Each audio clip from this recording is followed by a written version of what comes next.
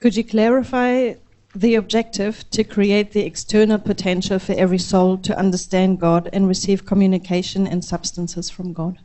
Yes, I'll go even further and clarify both the internal and the external. Does that make sense? Because I think we need to sort of understand that a little better. The soul itself has been created a certain way. So you can see with the creation of the soul, in order for it to receive a substance that doesn't belong to it, it has to have mechanisms built into the soul to allow the reception of those substances. Now, if the reception of those substances happen to be from another soul, so a feeling of love is a substance, it's an energy form, isn't it? Energy, transmission of energy between one soul and the other, then obviously to receive an emotion from another person, you've got to have the inbuilt mechanisms inside of your own soul that enables you to receive that particular substance or energy from the other person. That makes sense, doesn't it? All right, well now let's inject our God's soul. Now remember, God's the infinite, but I'll draw God like this just so that we can just draw it in terms of its two-dimensional space and reception of energy. You can see that there's a number of things that have to be created to enable this soul to receive a substance from the infinite. You see, it's one thing for it to receive a substance or an emotion or an energy that's not infinite, right? Quite another for it to receive one that's got a quality of infinite in it. So there has to be mechanisms which would call potential mechanisms, some potentials, in the soul that allow, you could say they're internal, because they have to exist within the soul, that allow this soul to receive substances from the infinite. Does that make sense? So you can see there has to be inbuilt things inside of this soul that allows this soul to receive these substances. But there also has to be a mechanism that allows for the transmission of such substances, or the transmission of such feelings and emotions from the infinite to the finite. And these kind of mechanisms are basically allowing the flow of information or energy from the infinite. So we've got the flow of energy from the infinite to the finite. Does that make sense to you? Yeah. Right?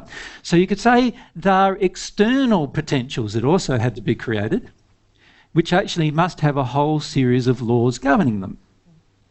Now, when we talk about the flow of God's love in particular, so if we discuss the flow of love, we're talking about not the agape love, remember, which is the principle-based love, because that's flowing automatically to all creation at all times. But this is the personal love that God has specifically for the human soul.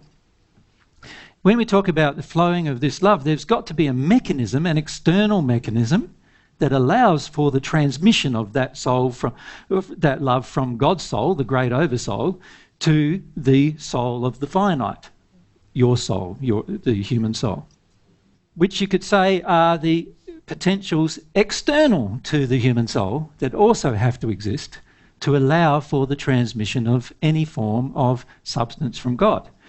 So in the case of love, the external potentials are defined by what I called in the first century the Holy Spirit. The Holy Spirit being a conduit governed by law, and in particular the laws of love, truth and desire, right? So the Holy Spirit only connects to the human soul, and there has to be a mechanism via which, in the human soul, via which this love can flow, doesn't there? Otherwise, it doesn't matter how much God would make it flow, and it doesn't matter if the Holy Spirit existed. If there wasn't a mechanism via which the Holy Spirit could connect to the soul, then the human soul would still be incapable of receiving that love. Does that make sense?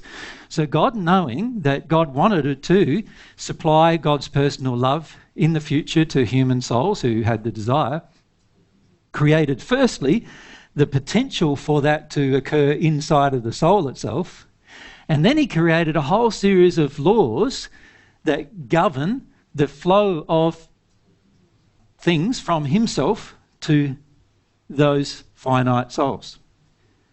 But one of which of those things is the Holy Spirit, which is the conduit that allows love to flow. But who knows, there might be other conduits of different types, potentially an infinite number of conduits of different types, allowing an infinite number of personal things coming from God to enter the human soul in the future. We don't know, right? But there must be mechanisms external to the human soul that allow for those transmissions to occur, besides the potential that exists inside of the soul itself that allows for it to receive it. Does that make sense to you, Claudia? Yeah, thank you.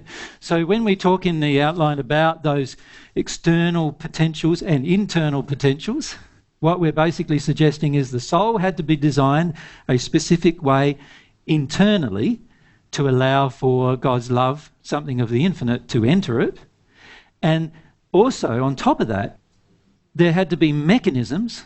Example, the Holy Spirit is one such mechanism, that are governed by a series of laws that govern the connection between God and the soul itself, to allow for such energies and such substance of God to flow into the soul. Okay, thank you. Makes sense? Yep, good question.